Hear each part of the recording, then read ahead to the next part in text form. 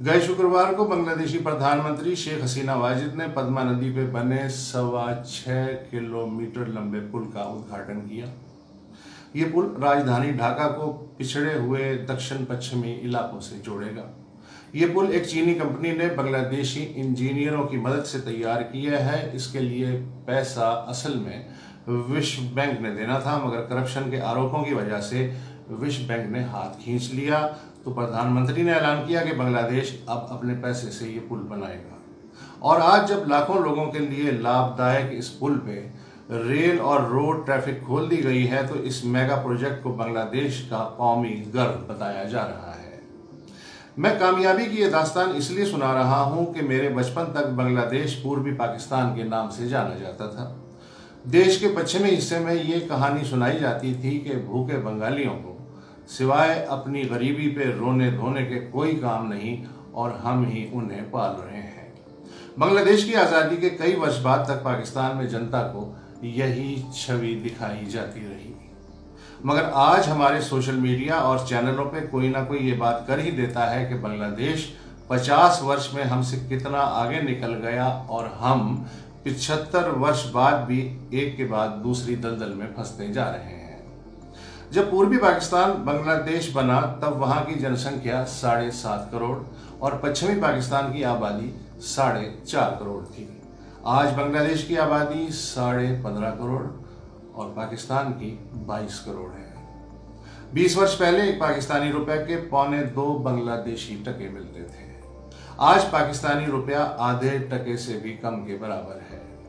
बांग्लादेशी खजाने में 38 billion dollar पड़े हुए हैं और हमारे मुद्रा भंडार में इस वक्त 9 बिलियन डॉलर है। बांग्लादेश को वर्ल्ड बैंक ने नकारा तो उसने अपने पैसे से पद्मा पुल बना के दिखा दिया और हम आज इस बात पे खुशी से फूले नहीं समा रहे कि IMF ने 1 बिलियन डॉलर कर्जा देने के लिए गर्दन हिला दी है। ये खबर मिलने के बाद चीन ने भी लगभग 2.5 बिलियन डॉलर का कर्जा दे दिया है और अब सऊदी अरब भी शायद 3 बिलियन डॉलर पाकिस्तानी बैंकों में डिपॉजिट करवा दे और तेल भी उधार पे मिलता रहे। और जब ये सब हो जाए तो हम भी फख्र से कह सकें कि देखो हमारे मुद्रा भंडार में भी अब लगभग 15 बिलियन डॉलर आ गए हैं। मगर इस उधारी गर्व के लिए आम व्यक्ति को भारी कीमत चुकाना पड़ रही है। तेल की कीमतों में मुसलसल बढ़ोतरी और डॉलर के सामने रुपए की गिरती हुई साख ने महंगाई का तूफान पैदा कर दिया है। इस वक्त जिसकी पगार 50,000 है वो भी पेट्रोल की कीमत दुगनी होने के बाद अपनी मोटरसाइकिल को किक लगाने से पहले 2 बार सोचता है कि जाऊं या फिर बस में लटक जाऊं।